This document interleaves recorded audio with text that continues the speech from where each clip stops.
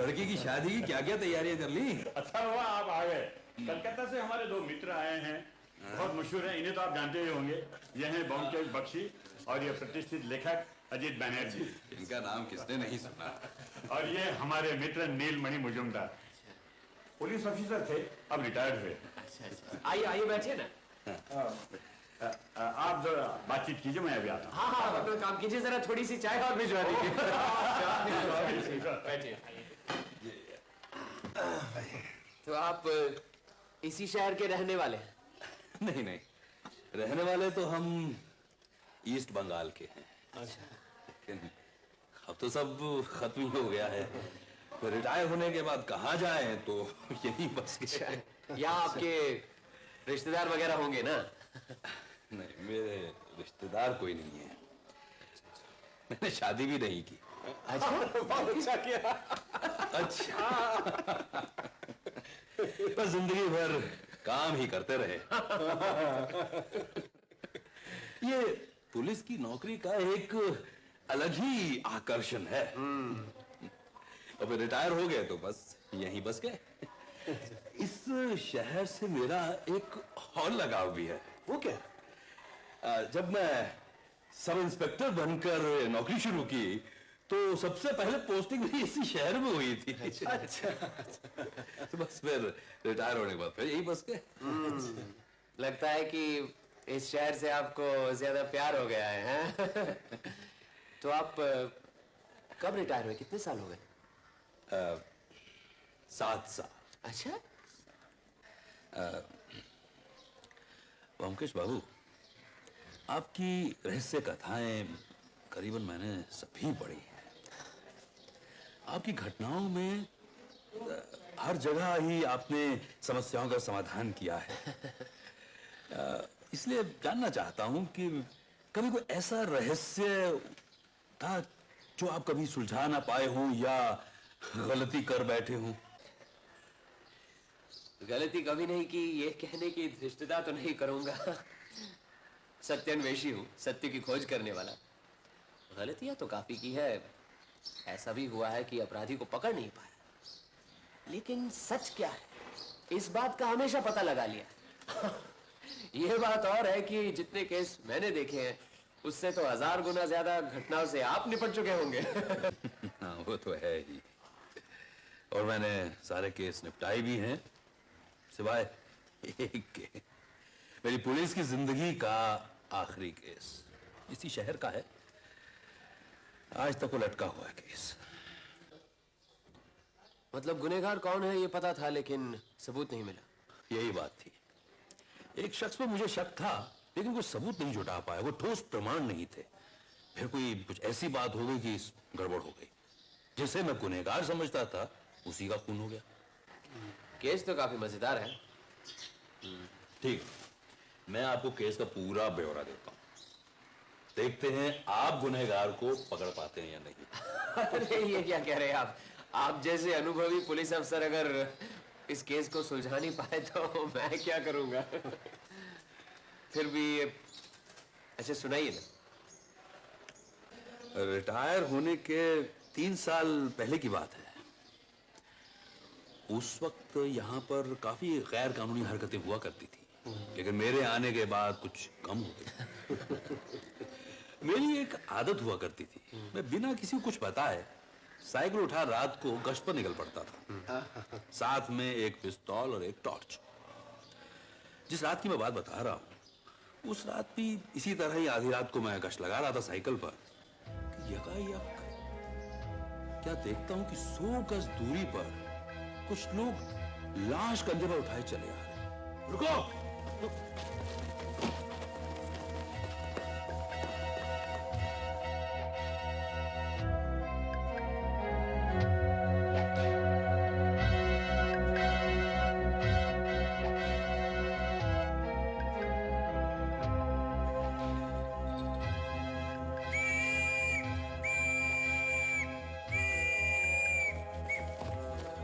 सुरेश्वर बाबू की पत्नी हेमा है। हाँ, इनके घर में कोई नहीं, सिर्फ पति और पत्नी रहते हैं। तुम लोग लाश थाने लेकर चलो और तुम तीनों मेरे साथ चलो। सुरेश्वर के घर की तलाशी लेनी है। आओ।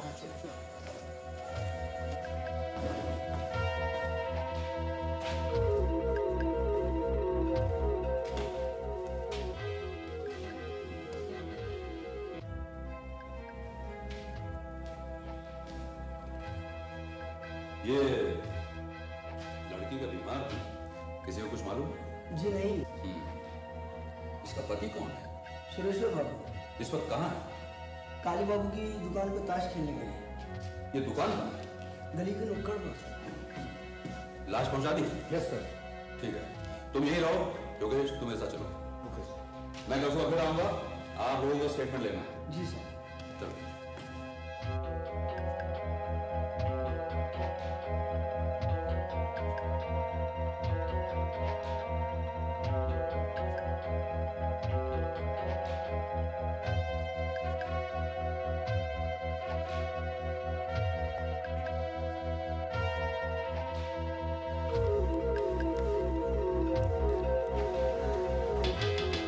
दरवाजा खोलो। कौन है?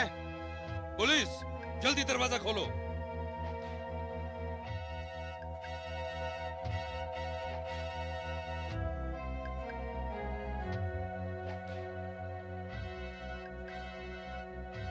जी, क्या चाहिए आपको? तुम्हारा नाम काली किंकरदास है?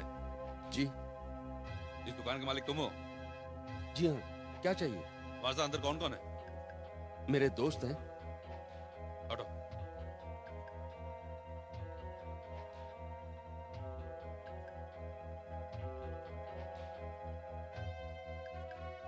सुरेश्वर प्रसाद घोष कौन है? मैं हूं सुरेश्वर घोष। कहिए। तुम लोग आधी रात को एक लाश मरघट ले जा रहे थे। सोचा होगा एक बार जला दोगे फिर कोई फिक्र नहीं होगी। लाश?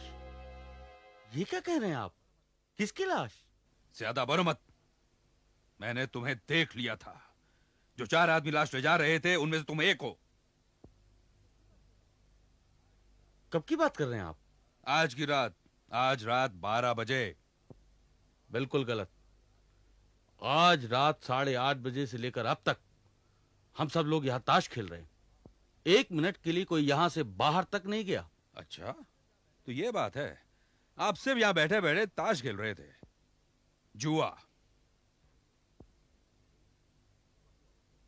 जी, जुआ। जुआ खेल रहे थे। हम लोग आपस में मिलकर कभी कभी जुआ खेल लेते हैं। आप लोग यूं नहीं मानोगे। मैं फिलहाल आप लोगों को जुआ खेलने का अपराध में गिरफ्तार करता हूं। चलो पुलिस स्टेशन।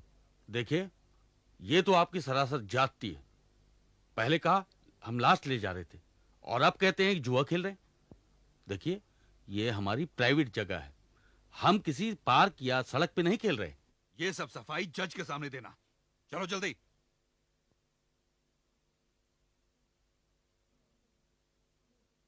देखिए इंस्पेक्टर साहब, हम सब पुलिस स्टेशन चलेंगे, लेकिन वहां हमें अपने वकील से मिलने की इजाजत देना। क्या है कि हम अपनी अपनी जमानत देंगे। क्यों? यस। इसका फैसला अदालत करेगी। चलो उठो। सुनिए तो सही, आप किसी लाश की बात कर रहे थे। वो लाश थी किसकी? तुम्हारी पत्नी की। क्या? मेरी पत्नी? क्या कह रहे हैं आप? मैं कह रहा हूं कि तुम्हारी पत्नी का खून हो गया है। ये सब क्या हो रहा है? मुझे आपकी बात पर यकीन नहीं हो रहा है। हेमा मेरी पत्नी। मैं घर जाऊंगा। मैं घर जाऊंगा। अरे घर जाने का कोई फायदा नहीं है। लाश अस्पताल पहुंचा दी गई है।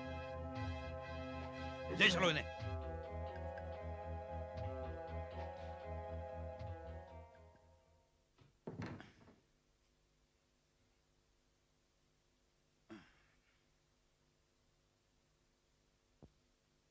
बैठो।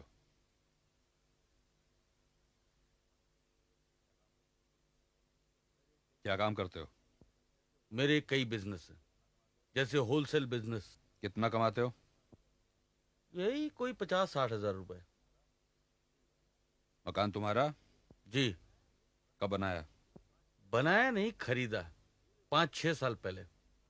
पूरे 20,000 में खरीदा। अपने रुपए की बात मत करो। जितना पूछा जाए उसी का जवाब दो। शादी कब की? 7 साल हो गए। ससुराल कहाँ है?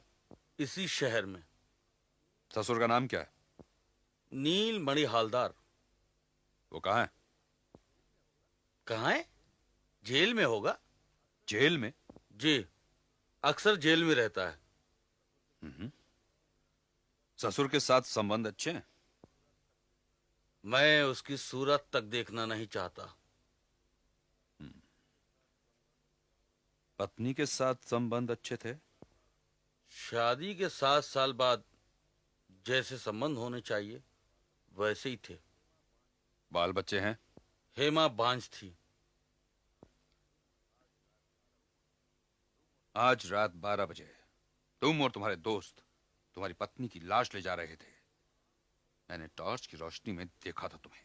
आपको जरूर कोई गलतफहमी हुई सर। रात को 12 बजे मैं और मेरे दोस्त काली किंकर के यहाँ बैठकर ताश खेल रहे थे। ताश।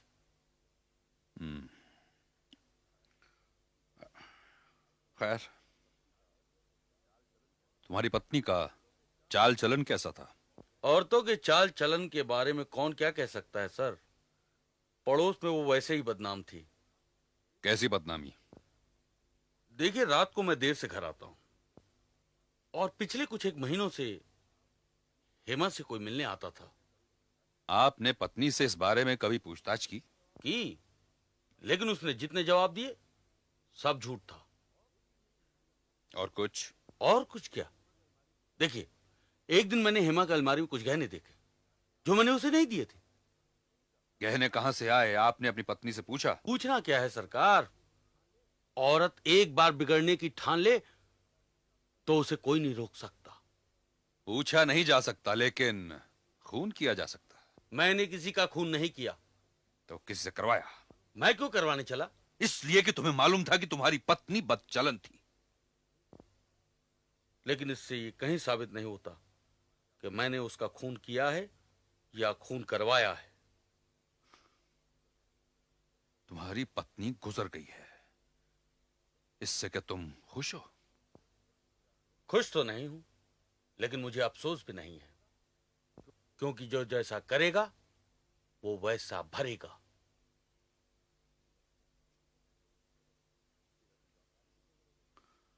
ठीक है, तुम जाओ। काली किंकर को भेजो। नमस्ते जी। सुरेश्वर को कब से पहचानते हो?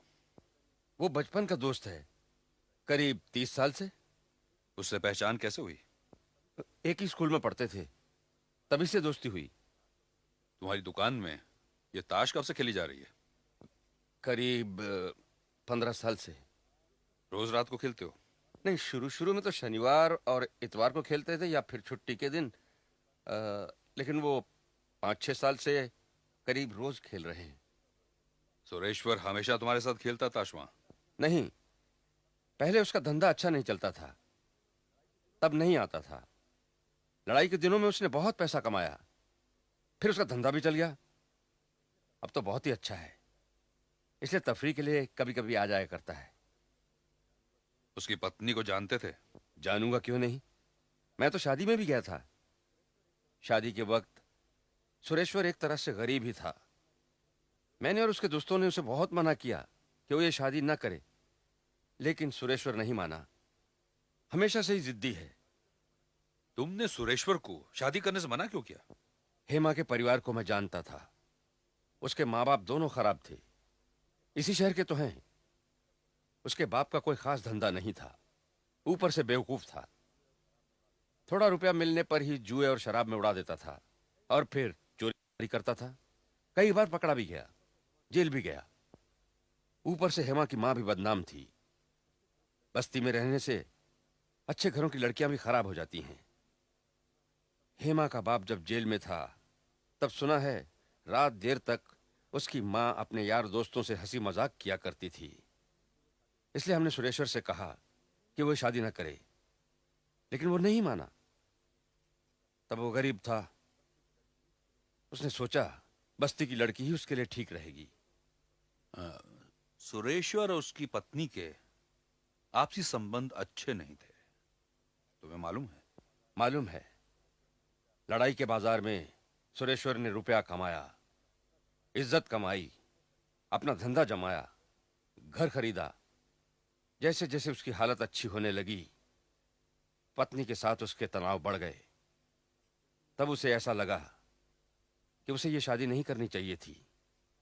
घर से बाहर रहने लगा। हमारे यहां रात भर ताश खेलने की उसकी यही वजह है। और इसी तनाव की वजह से अपनी पत्नी से तंग आकर सुरेश्वर ने उसका खून कर दिया। जी नहीं, मैं ये बात बिल्कुल नहीं मान सकता। सुरेश्वर वैसा आदमी है ही नहीं। उसने जिंदगी के शुरू में काफी दुख झेले हैं, लेकिन उसका मन बहुत उदार है। उसमें काफी सहन शक्ति है। वो खुद सब कुछ झेल लेगा, किसी और को दुख नहीं पहुंचाएगा। लेकिन कल रात सुरेश्वर अपने 3 साथियों के साथ एक लाश रात 12 बजे ले जाता नजर आया है। बिल्कुल नहीं। 7, 7:30 से करीब 12:30 तक वो तो हमारी दुकान में ही था, जैसा कि खुद आपने आकर देखा। सुरेश्वर का ससुर आजकल कहां है? कुछ कह नहीं सकता। करीब 2 साल पहले जेल से छूटकर यहां आया था। हेमा की मां तब गुजर चुकी थी। अपनी लड़की और दामाद के साथ कुछ दिन रहा। एक दिन सुरेश्वर के साथ पता नहीं किसी बात पर उसका झगड़ा हो गया। तब से वो यहां से चला गया। क्या मालूम, उम्र हो चुकी थी। जेल जा जाकर शरीर टूट चुका था। हो सकता है गुजर गया हो। ठीक है, तुम जाओ, देबू मंडल को भेजो। नमस्ते इंस्पेक्टर साहब। तुम्हारे कोयले और लकड़ी के शहर में टाल हैं। ये टाल तुम्हारे बाप के जमाने से हैं। तुम हर रात रोज जुआ खेलने क्यों जाते हो? सुरेश्वर, काली किंकर और मैं बचपन से दोस्त हैं। सुख दुख में हमेशा साथ में रहे। थोड़ा मन बहलाने और गपशप मारने हम रोज मिलते हैं। ताश खेलने का तो एक बहाना है सर। बकवास बंद करो। सुरेश्वर ने अपनी पत्नी का खून किया है। इसमें तुम्हारी और तुम्हारे ताश के अड्डे के दूसरे साथियों की साजिश है। रात के अंधेरे में तुम उसे जला देना चाहते थे, लेकिन पकड़े गए। कहां पकड़े गए सर? किसने हमें पकड़ा? सुरेश्वर ने जब अपनी पत्नी का खून ही नहीं किया तो उसकी लाश उठाकर ले जाने का सवाल ही नहीं उठता। ये तो सरासर झूठा इल्जाम है सर। सुरेश्वर और हेमा में नहीं बनती थी, तुम्हें मालूम है। जी, इसके बारे में मैं कुछ नहीं कह सकता। मैं उनके घर एक आध बार ही गया था। हमारी अक्सर मुलाकात काली किंकर की दुकान पर होती थी। हेमा का चाल चलन खराब था। तुम्हारा क्या कहना है इस बारे में? जी, इसके बारे में मुझे कुछ नहीं मालूम। हाँ, लेकिन इतना जरूर कहूंगा कि वो लड़की अच्छे घर की नहीं थी। उसका बाप मुझसे कई बार रुपया उधार ले गया, जो कभी नहीं वापस लौटाया। अच्छा, शमशान घाट में एक लकड़ी का टाल है, तुम्हारा ही है ना? 2 शहर में टाल हैं और एक शमशान घाट में। अब सच सच सब बताओगे? सच ही तो बता रहा हूँ सर। ये साजिश नहीं थी कि सुरेश्वर अपनी पत्नी का खून करेगा और तब तुम चारों ताश के खिलाड़ी उसे शमशान लेकर जाओगे, जहां जलाने के लिए लकड़ी पहले से तुमने तैयार कर रखी थी। ये क्या कह रहे हैं आप? ये आपसे किसने कह दिया? कल दिन ढलते ही हम काली किंकर की दुकान पर थे और वहीं ताश खेल रहे थे, जैसा कि आपने देखा। नमस्कार साहब, नमस्कार। क्या काम करते हो? यही ठेकेदारी, बिल्डिंग कॉन्ट्रैक्टर की। आजकल धंधा बहुत नरम चलता है सर। इतने अनाड़ी लोग घुस आए, बताऊं तो। सुरेश्वर को कब से जानते हो? यही कोई 4-5 साल से। वो काली किंकर के दुकान में मुलाकात हुई थी। बस ताश खेलने के साथ ही, और कुछ नहीं साहब। मैंने उसे कहा भी। रात कब से ताश खेल रहे थे? मैं कोई 8 बजे आया, शायद 7:45 होंगे। ये लोग पहले से ही खेल रहे थे। सुरेश्वर बाबू ब्लफ बहुत खेलता है। कल पहले ही चाल में सिर्फ बीबी पे अटका फिर सर। 11:30 बजे सुरेश्वर के घर गए। घर कौन गया? तुम बताओ, कौन गया? सुरेश्वर अकेला गया या तुम सब लोग गए? हम कहाँ गए थे? हम तो उधर ही खेल रहे थे। आपने आके हमारा खेल बंद किया। तो क्या सुरेश्वर अकेला गया था? सुरेश्वर? नहीं साहब, सुरेश्वर तो वही हमारे साथ खेल रहा था। उसने क्या कहा? वो 11:30 बजे अपने घर गया था। हाँ? तुमने सुरेश्वर की पत्नी को देखा? हाँ? देखा है साहब। ये शर्मा क्या रहे हो? हाँ? बात यह है कि अब आपसे क्या झूठ बोलना। पहली बार जब मुलाकात हुई थी ना, तब उसने मुझे आंख मारी थी। तुम तो ठेकेदार हो, तुम्हारे पास तो काफी बांस होंगे। बांस? हाँ, बांस बांस। बांस बल्ली तो काफी है सर। बिल्डिंग बनाते वक्त बांस का खांचा बनाना पड़ता है ना। लाश को ले जाने के लिए भी तो बांस की नसैनी बनती है। हाँ? नहीं नहीं साहब, हमारी बांस उस काम के लिए नहीं है। लाश की नसें तो जला देनी पड़ती है। एक बिल्डिंग का काम हुआ तो हम लोग वही बांस दूसरी बिल्डिंग। बस बस, अब जेल की हवा खाओ तुम। अरे भाई कहाँ जा रहे हैं आप? अरे मैं सुरेश्वर घोष हूँ, ये मेरा मकान है, समझे? चलो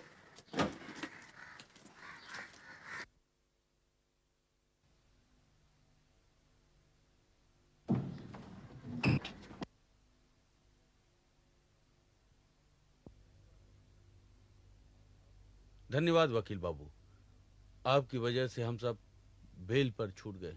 बेफिक्र रहिए आप, पुलिस के केस में कोई दम नहीं है, आप परेशान ना हो। अरे खामाखा रात भर परेशान किया, अब तो मैं चादर तान कर सोऊंगा। सुनिए, कल मिलिएगा। Okay, good night. Good night.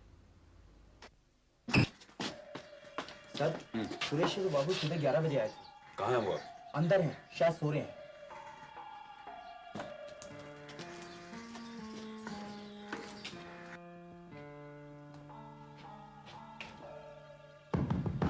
उठिए, उठिए, उठिए, उठिए। अब क्या है? हम तुम्हारे घर की तलाशी लेना चाहते हैं। तलाशी? तो लीजिए ना, शौक से लीजिए, लेकिन भगवान के वास्ते मुझे सोने दीजिए। अच्छा, तुम्हारी पत्नी का कल रात खून हो गया है, लाश अभी भी अस्पताल में है और तुम सो रहे हो। भाई सोच रहा हूं कि कल रात भर आपने हमें परेशान किया, और देखिए हेमा की लाश पोस्टमार्टम के लिए गई है। उसकी रिपोर्ट मिलने के बाद ही क्रियाक्रम की तैयारी करेंगे। इधर आओ। तुम दोनों चारों तरफ अच्छी तरह नजर डालो। जी सर। कोई हथियार या खून से सने कपड़े या कुछ भी मिले तो बताना मुझे। Okay sir. जाओ। सुरेश्वर, उठो। मुझे तुम्हारी पत्नी के गहने देखने हैं।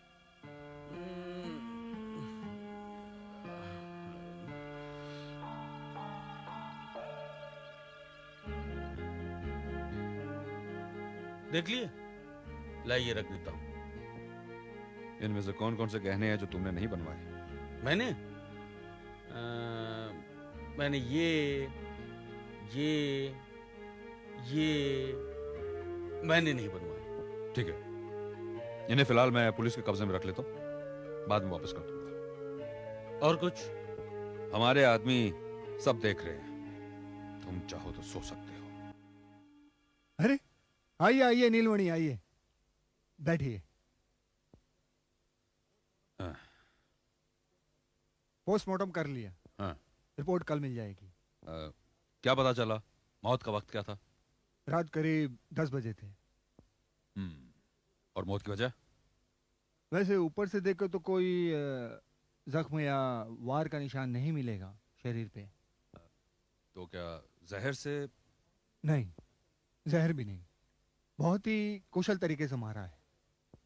अच्छा नीलमणि बाबू, वो आपको जिन पे शक है उसमें कोई फौज का आदमी है क्या? नहीं, फौजी तो कोई नहीं है। लेकिन सुरेश्वर, औरत का पति, हाँ। लड़ाई के दिनों में मिलिट्री कॉन्ट्रैक्टर था और गोरों से, अंग्रेजों से उसका मिलना जुलना था। क्यों, क्या बात क्या है? वार के निशान औरत के बदन पर बाहर से तो नजर नहीं आते, लेकिन उसके गले की एक खास नली, जिसे थायराइड कार्टिलेज कहते हैं, उसे पूरी तरह से नष्ट कर दिया है। मतलब गला घोंट कर मारा? नहीं, गला घोटने से तो चमड़े के ऊपर उंगली को निशान आ जाएंगे ना। और फिर गला घोट के मारने में तो कोई नई बात है ही नहीं। तो फिर? पिछली लड़ाई में सिपाहियों को बिना हथियार के दुश्मनों को मारने का तरीका सिखाते थे। हाँ। मालूम है? नहीं, क्या है? मान लीजिए जंगल में लड़ाई हो रही है, आप निहत्थे हैं और किसी हथियारों से लैस दुश्मन से आपकी मुठभेड़ हो जाती है। भागने की कोई गुंजाइश नहीं है और भागने की कोशिश भी आप करें तो दुश्मन आपको गोली मार देगा। ऐसी सूरत में आप किस तरह अपनी हिफाजत करेंगे? आप दुश्मन के दाहिनी तरफ आकर खड़े होंगे और फिर फुर्ती से उसकी तरफ मुड़कर अपने दाहिने हाथ से जोर से वार करेंगे उसके गले पर। बस थायराइड कार्टिलेज टूट जाएगा और फौरन मौत। फौरन मौत? हाँ, गला घोटने से जिसका गला आप घोट रहे हैं वो लड़ झगड़ कर बचना भी चाहेगा। इस तरह के वार में वो झमेला नहीं है, फौरन मौत। कमाल है। उस औरत की मौत ऐसे ही हुई है, आपको पूरा यकीन है? बिल्कुल, इसमें कोई शक नहीं।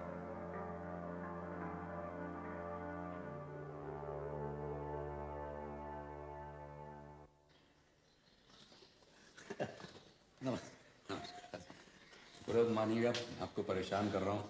एक तहकीकात के सिलसिले में आपसे कुछ पूछताछ करनी है। बैठिए बैठिए। शुक्रिया। आप पूछिए। लड़ाई के दिनों में आप फौज के बड़े कॉन्ट्रैक्टर थे, आज भी आपका काफ़ी नाम है। सुरेश्वर घोष को आप जरूर जानते होंगे, वो भी फौज का कॉन्ट्रैक्टर रहा है। इतना बड़ा नहीं लेकिन काफ़ी।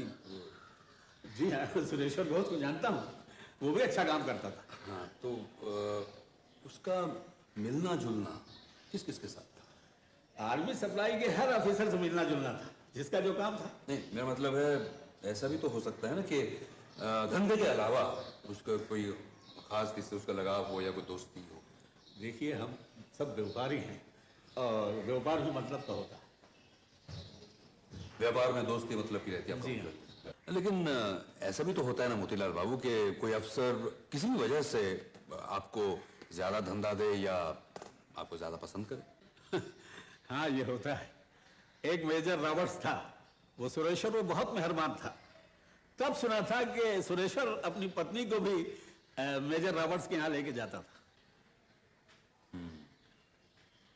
ये मेजर रॉबर्ट्स कितने दिन था यहाँ? ज्यादा दिनों नहीं, उसको 1 साल बाद ही इंग्लैंड भेज दिया गया था। क्यों? उसने एक इंग्लैंडी लड़की से शादी की थी। उस लड़की की मौत रहस्यमय तरीके से हो गई थी। कहते हैं कि रॉबर्ट्स ने ही उसको जान से मार दिया था। मगर आप ये सब क्यों पूछते हैं?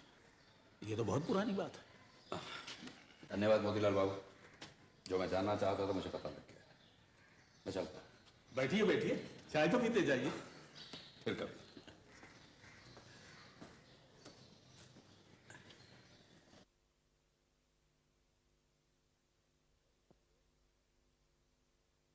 दरवाजा खुला क्यों है? सुरेश्वर बाबू, चलो अंदर चलते हैं।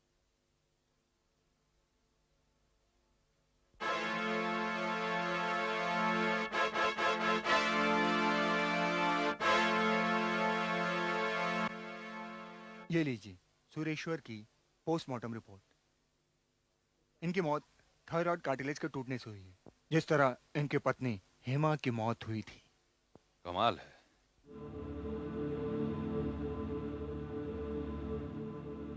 जिसे मुजरिम समझ रहे थे खुद ही शिकार हो गया।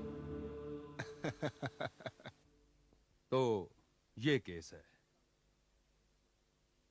पहले मेरा शक सुरेश्वर पर था, लेकिन जब देखा कि सुरेश्वर की मौत भी उसी तरह हुई है जैसे उसकी पत्नी हेमा की, तो लगा इन दोनों का खूनी एक ही इंसान है। लेकिन उस खूनी को आज तक नहीं पकड़ पाया। क्या आप बता सकते हैं वो खूनी कौन हो सकता है? चलिए कोशिश करते हैं, लेकिन आपको मेरे चंद सवालों का जवाब देना होगा। जवाब मालूम होंगे तो जरूर देंगे। अच्छा, ये बताइए कि सुरेश्वर का वारिस कौन है? सुरेश्वर ने कोई वसीयत नहीं बनाई थी। उसकी एक चचेरी बहन है, वही वारिस बनी। एक गरीब विधवा औरत घर घर काम करके पेट पालती थी, उसी को सब कुछ मिला। जिस रात सुरेश्वर का खून हुआ था तब उसके 3 दोस्त वो कहाँ थे? करीब रात भर काली किंकर की दुकान में ताश खेलते रहे। मैंने अपने गुप्तचर लगाए थे उनके पीछे, और उनकी गतिविधियों से जो पता चलता है उनमें से कोई खूनी नहीं हो सकता। अच्छा, जिस समय सुरेश्वर का खून हुआ था तब उसका ससुर, क्या नाम है, दीनमणि हलदार, वो कहाँ था, उसका पता लगाया आपने? हाँ, पता लगाया था। वो उस वक्त कोई 50 मील दूर एक गांव में था और पेचिश की वजह से खाट पकड़े हुए था, कहीं आने जाने लायक नहीं था। और फिर जिस तरह से इन दोनों का खून हुआ है, ऐसा कौशल वो कैसे जान सकता है? एक बात बताइए, आपको क्या लगता है हेमा का चरित्र खराब था? नहीं, मैं यकीन के साथ कह सकता हूं कि वो अच्छे स्वभाव की लड़की थी, खराब नहीं थी। लेकिन उसका खून तो गंदा था। उसकी माँ, क्या नाम था उसकी माँ का? अमला।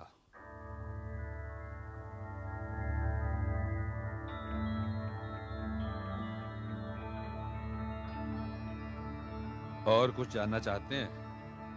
और कुछ जानने की जरूरत नहीं। कुछ समझ में आया? समझने के लिए और कुछ बाकी ही नहीं। सब समझ गए? जी। हेमा का खून किसने किया, समझ गए? समझूंगा क्यों नहीं। हेमा का खून किया उसके पति सुरेश्वर ने। ये बात है। अच्छा, सुरेश्वर को किसने मारा? सुरेश्वर को मारा हेमा के बाप ने। हेमा के बाप ने? दीनमणि हालदार तो उस वक्त 50 मील दूर गांव में थे। ना ना ना ना ना, मैं दीनमणि हालदार की बात नहीं कर रहा हूं। मैं हेमा के बाप की बात कर रहा हूं। हेमा को जन्म देने वाला पिता। जन्म देने वाला पिता? आप किसकी बात कर रहे हैं? किसकी बात कर रहे हैं ये तो आपको मालूम है नीलमणि बाबू। आप मुझे ये कहानी ना सुनाते तो अच्छा रहता। व्योमकेश बाबू, खाना तैयार है, आप अपने हाथ मुंह धो लीजिए। नीलमणि बाबू, आप यहीं खाकर जाइए। नहीं नहीं, मैं चलता हूं, मुझे देर हो रही है, कुछ काम है। बस 5 मिनट में आते हैं वीरेन बाबू। अच्छा अच्छा। मामला क्या है? नीलमणि बाबू भाग क्यों गए? नीलमणि बाबू की बातों से पता लगा कि वो हेमा की तरफदारी कुछ जरूरत से ज्यादा ही कर रहे थे।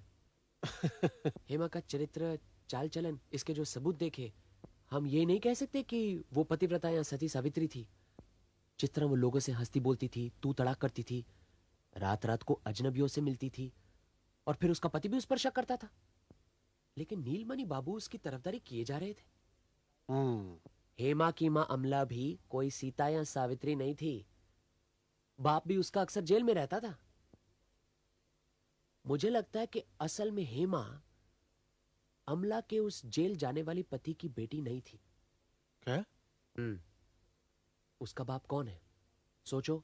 अब मुझे नीलमणि बाबू की बातों से पता चला कि जब उन्होंने पुलिस में नौकरी शुरू की थी तो उनकी पोस्टिंग यहां हुई थी। दीनमणि हलदार तो पेशेवर चोर था।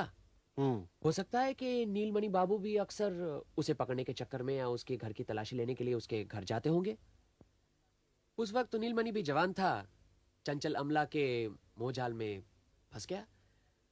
और जब दीनमणि बाबू जेल की हवा खा रहे थे तो ये दोनों मिलकर, इनके संबंध कुछ कुछ करीब, समझ रहे हो ना? हाँ। फिर 2 साल के बाद नीलमणि बाबू का तबादला हो गया।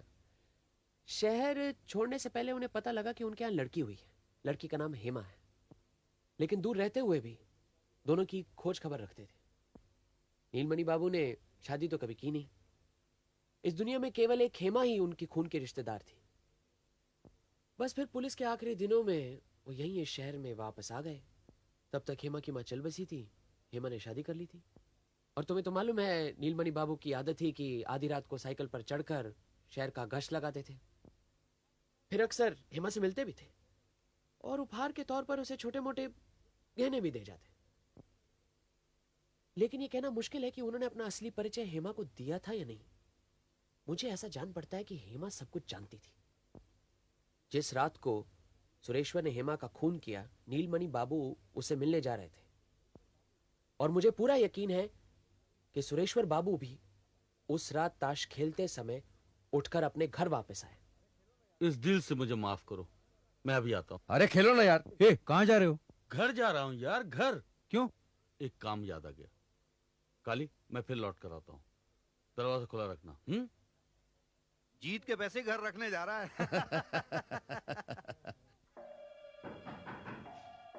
आ जाओ, दरवाजा खुला है।